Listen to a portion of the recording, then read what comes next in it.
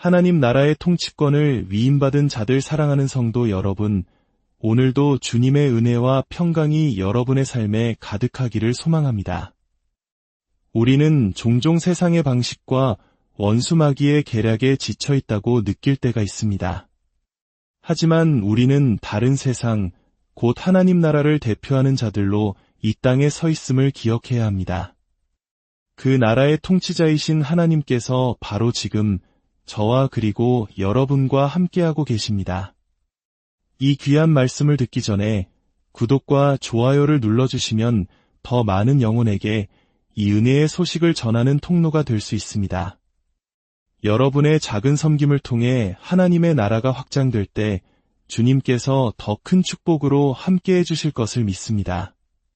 하나님께서는 우리가 그분께 마음을 연결하고 그분의 임재를 의식하며 살아갈 때 놀라운 일을 약속하셨습니다. 그분의 생각을 나의 생각으로 삼고 그분의 소원을 나의 소원으로 품으며 그분의 꿈을 나의 꿈으로 꿀 때 그분의 임재는 우리의 의식과 무의식 깊은 곳까지 영향을 미치게 됩니다. 그리고 바로 그 상태에서 우리는 무엇이든지 구할 수 있게 됩니다. 하나님과 연합한 당신은 세상 그 어떤 세력보다 강한 존재이기 때문입니다. 오늘 말씀을 시작하기 전에 잠시 재미있는 이야기 하나를 들려드리고 싶습니다. 어느 날 고속도로 순찰대원이 아주 느리게 달리는 차 한 대를 멈춰 세웠습니다. 차 안에는 할머니 세 분이 타고 계셨죠. 경찰이 물었습니다. 할머니, 여기는 고속도로인데 왜 이렇게 천천히 달리시나요? 운전하던 할머니가 억울하다는 듯 대답했습니다. 아니, 저기 표지판에 35라고 쓰여 있어서 규정 속도를 지킨 것뿐이요. 경찰은 웃음을 참으며 설명했습니다. 할머니, 그건 35번 고속도로라는 뜻이고 제한 속도는 시속 100km입니다. 아, 그랬구먼. 할머니가 멋쩍게 웃었습니다. 그런데 경찰이 뒷좌석을 보니 다른 두 할머니가 사색이 된 채 덜덜 떨고 있는 것이었습니다. 이상하게 여긴 경찰이 물었습니다. 그런데 뒤에 계신 분들은 왜 저렇게 겁에 질려 계신가요? 그러자 운전하던 할머니가 태연하게 대답했습니다. 아, 우리가 방금 베고 번고속도로에서 빠져나왔거든. 우리가 하나님의 말씀을 오해할 때 우리의 신앙생활도 이와 같을 수 있습니다. 하나님의 위대한 의도와 권능을 제한된 생각으로 축소시켜 버리는 것이죠. 오늘 우리는 성경을 통해 하나님께서 우리에게 맡기신 놀라운 권세와 책임이 무엇인지 함께 살펴보고자 합니다. 마태복음 16장을 펴주시길 바랍니다. 저는 지난주에 기도에 대한 몇 가지 중요한 원리들을 나누었습니다. 그리고 오늘 우리 시대에 가장 중요하다고 생각되는 한 가지 주제를 여러분과 함께 나누고자 합니다. 제 친구인 에드 실보소 목사님이 쓴 에클레시아라는 책이 있습니다. 헬라어로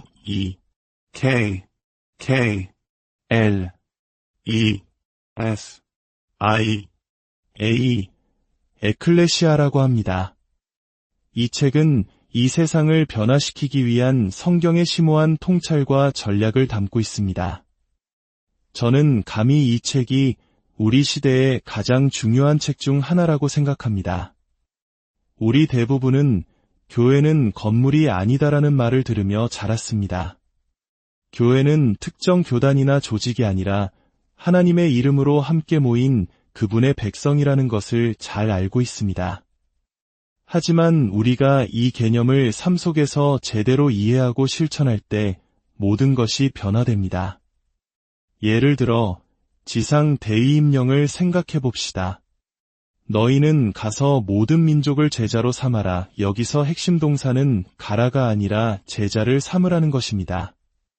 원문의 의미는 너희가 가는 길 위에서 제자를 삼으라는 뜻입니다.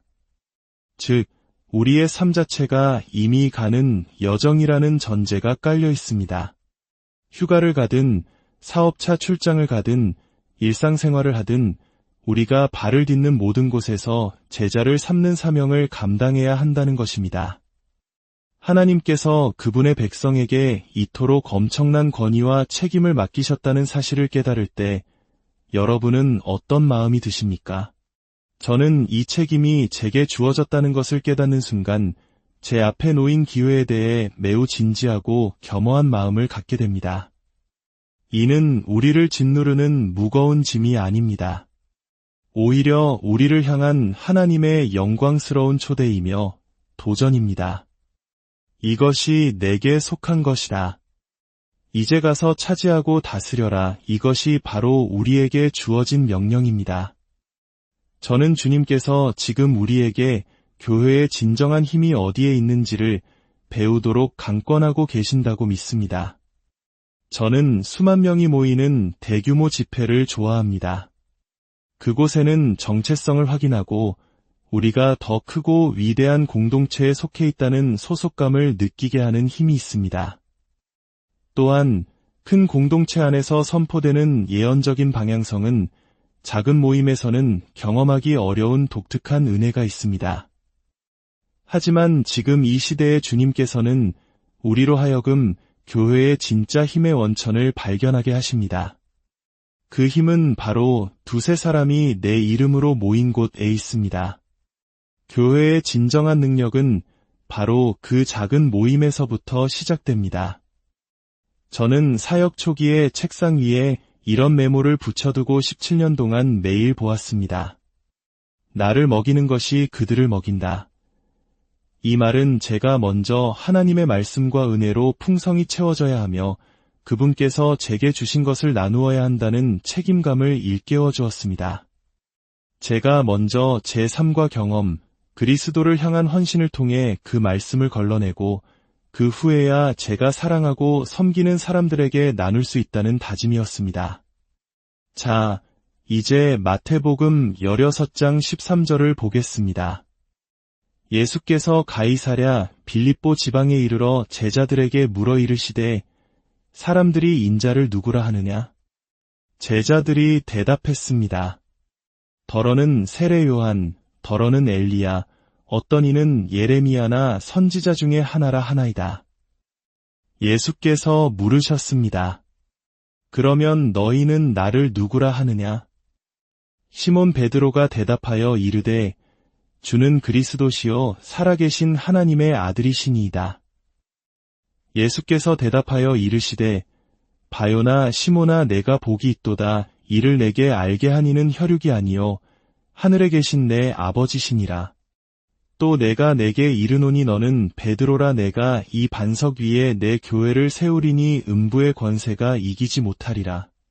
내가 천국 열쇠를 내게 주리니 내가 땅에서 무엇이든지 매면 하늘에서도 매일 것이요 내가 땅에서 무엇이든지 풀면 하늘에서도 풀리리라. 여기서 우리는 몇 가지 중요한 점을 짚고 넘어가야 합니다.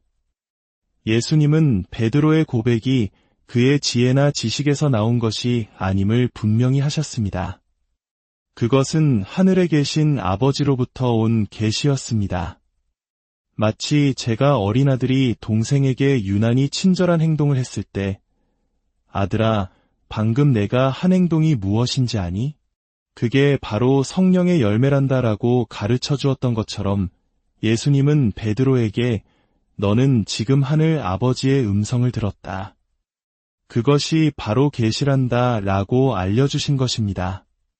그리고 예수님은 말씀하십니다. 너는 베드로라. 내가 이 반석 위에 내 교회를 세우리라. 여기서 반석은 베드로라는 한 개인이 아니라 바로 베드로가 고백했던 주는 그리스도시요 살아계신 하나님의 아들이라는 위대한 계시 그 자체를 의미합니다. 그렇습니다. 교회는 인간이나 조직이 아닌 예수 그리스도에 대한 살아있는 계시 위에 세워진 공동체입니다. 우리의 믿음의 본질은 바로 하나님의 음성을 듣고 예라고 응답하는 데 있습니다. 하나님의 음성을 듣지 않고는 구원이란 있을 수 없습니다. 어떤 사람들은 나는 하나님의 음성을 잘 듣지 못해요 라고 말합니다. 하지만 당신이 거듭났다면 당신은 분명 무언가를 들은 것입니다. 죄를 깨닫게 하시는 성령의 음성, 그분께로 돌이키라는 초청의 음성을 들었기에 지금 이 자리에 있는 것입니다. 우리는 하나님의 음성을 듣기 때문에 살아있는 존재입니다. 그러므로 나는 음성을 못 들어라고 말하며 스스로를 올가맬 것이 아니라 나는 하나님의 음성을 듣습니다. 다만 더 잘 듣기 위한 여정 가운데 있습니다. 라고 고백하는 것이 훨씬 지혜로운 태도입니다. 다시 18절을 보십시오. 음부의 권세가 이기지 못하리라. 저는 어렸을 때 이 구절을 교회가 사탄의 공격으로부터 자신을 방어하는 쨍고 한 성문으로 이해했습니다. 악한 마귀가 교회 안으로 쳐들어오지 못하도록 하나님께서 우리의 성문을 굳게 지켜주신다는 수동적인 의미로 받아들인 것이죠. 하지만 이것은 완전히 잘못된 해석입니다. 여기서 주어는 음부의 권세입니다. 즉, 지옥의 권세, 어둠의 나라의 권력체계가 교회의 전진을 결코 이기지 못한다는 뜻입니다. 이것은 방어적인 교회가 아니라 세상을 향해 공격적으로 나아가는 교회의 모습을 보여줍니다. 성경에서 성문은 권위와 통치권이 있는 장소를 상징합니다. 따라서 음부의 권세는 에베소서 6장에 나오는 정사와 권세, 즉 어둠의 세계를 지배하는 악한 영들의 계급 구조를 의미합니다.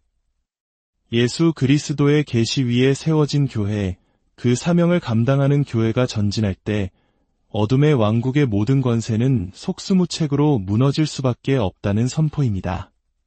그리고 19절에서 예수님은 우리에게 천국 열쇠를 주셨다고 말씀합니다.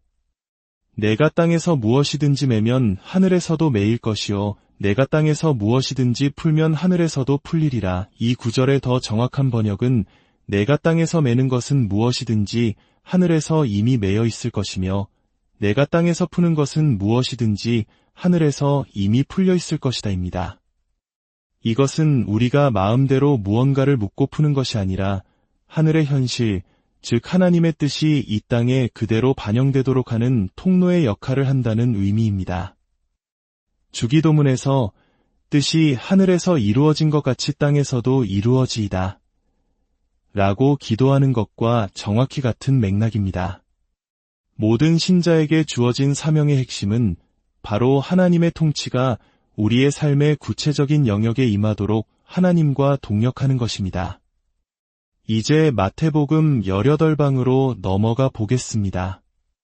18장의 내용은 회개하지 않는 형제를 건징하는 절차에 관한 것이지만 그 안에 담긴 원리는 훨씬 더 광범위하게 적용됩니다. 18절에서 예수님은 다시 한번 말씀하십니다. 진실로 다시 너희에게 이르노니 너희가 땅에서 무엇이든지 매면 하늘에서도 매일 것이요 무엇이든지 땅에서 풀면 하늘에서도 풀리리라. 그리고 이어서 우리에게 너무나도 익숙한 20절 말씀이 나옵니다. 두세 사람이 내 이름으로 모인 곳에는 나도 그들 중에 있느니라. 주님께서 내 교회를 세우겠다고 말씀하셨을 때 그분은 유대 문화에 익숙한 회당이나 성전이라는 종교적인 용어를 사용하지 않으셨습니다. 그분은 에클레시아라는 단어를 사용하셨습니다. 이것은 매우 중요한 개념입니다. 에클레시아는 본래 로마나 그리스에서 사용되던 세속적인 용어였습니다. 이는 특정 국가나 정부에 소속된 시민들이 타국에 나가 있을 때 두세 사람이라도 함께 모이면 그 모임이 곧 본국의 정부를 대표하는 권위를 갖는다는 의미였습니다. 예를 들어 로마 시민 몇몇이 그리스에 있는 빵집에서 일하다가 점심시간에 함께 모여 대화를 나눈다면 그 작은 모임이 바로 로마 정부의 대사관과 같은 역할을 했던 것입니다. 예수님은 의도적으로 이 세속적이고 정치적인 용어를 사용하셨습니다. 우리, 즉 그리스도인들은 다른 세상, 곧 하늘나라의 시민들입니다. 그리고 하늘 시민인 우리가 두세 사람이라도 예수님의 이름으로 함께 모일 때 그 모임은 이 땅에 있는 하늘 정부, 즉 하늘 대사관이 됩니다. 그리고 그 모임에는 단순한 권위만 임하는 것이 아니라 그 정부의 통치자이신 하나님께서 친히 그들 가운데 임재하십니다. 하나님의 나타나는 임재, 그것이 바로 신적인 권위의 표징입니다. 이것은 부부 사이에도 동일하게 적용됩니다. 남편과 아내가 그리스도 안에서 하나 되어 기도할 때 그 가정 위에 임하는 하나님의 임재는 하늘 정부의 통치권을 나타냅니다. 그 가정은 그 지역 사회를 묶고 있는 어둠의 권세를 결박하고 하늘의 축복과 자유를 풀어놓을 신성한 책임과 권한을 부여받은 것입니다. 이것은 부수적인 사명이 아닙니다. 이것이야말로 열방을 제자 삼으라는 우리 사명의 척추와도 같습니다. 우리 각자는 다른 세상의 시민으로서 이 땅에 보냄받았으며 하나님의 나타나는 임재가 임하도록 함께 동의하고 기도할 동역자를 찾아 연합해야 할 사명이 있습니다. 그리고 바로 그 자리에서 우리가 내리는 결정들이 역사의 흐름을 바꾸게 되는 것입니다. 이 권세는 요한복음 15장에 나오는 주님 안에 거하는 삶과 직결됩니다. 7절은 이렇게 말합니다. 너희가 내 안에 거하고 내 말이 너희 안에 거하면 무엇이든지 원하는 대로 구하라 그리하면 이루리라. 여기서 내 안에 거한다는 것은 무엇일까요? 이것은 단순히 하나님이 여기 계시다는 것을 지적으로 인식하는 것을 넘어 그분과 인격적으로 교제하며 그분의 임재를 느끼고 경험하는 것입니다. 그 살아있는 연결 안에서 우리는 다르게 생각하고, 다르게 느끼고, 다르게 보게 됩니다. 바로 그 상태에서 우리는 하늘의 관점을 갖게 되고, 무엇을 묻고 무엇을 풀어야 할지 분별하게 됩니다. 우리는 묵는 기도는 비교적 잘합니다. 예를 들어, 마약 중독, 질병, 가난과 같은 것들은 하늘에 존재하지 않는다는 것을 알기 때문입니다. 그래서 우리는 이 땅에서 중독의 영을 묵습니다. 라고 선포하며 기도합니다. 하지만 우리는 종종 푸는 기도에는 약합니다. 어둠을 묶어 비워진 그 자리에 무엇을 풀어놓아야 할지 모르는 경우가 많습니다. 하늘의 실제를 경험하고 인식하지 못하면 무엇을 풀어놓아야 할지 알 수 없기 때문입니다. 예수님께서도 더러운 귀신이 나갔다가 집이 비고 소재되었음을 보고 7 귀신을 더 데리고 들어간다고 말씀하셨습니다. 우리는 어둠을 제거하는 동시에 그 자리를 하나님의 것으로 채워야 합니다. 하나님의 평강, 기쁨, 지혜, 풍요와 같은 하늘의 실제들을 이 땅에 풀어놓아야 하는 것입니다. 우리는 이 세상의 흐름을 따라 편안하게 떠내려가는 존재가 아닙니다.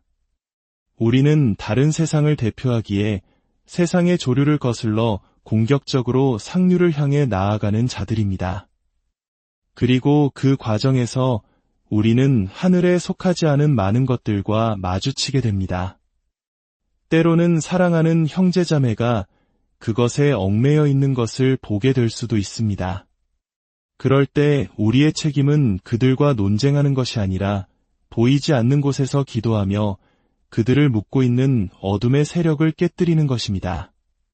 그리고 그 자리에 하나님의 사랑과 진리를 풀어놓는 것입니다.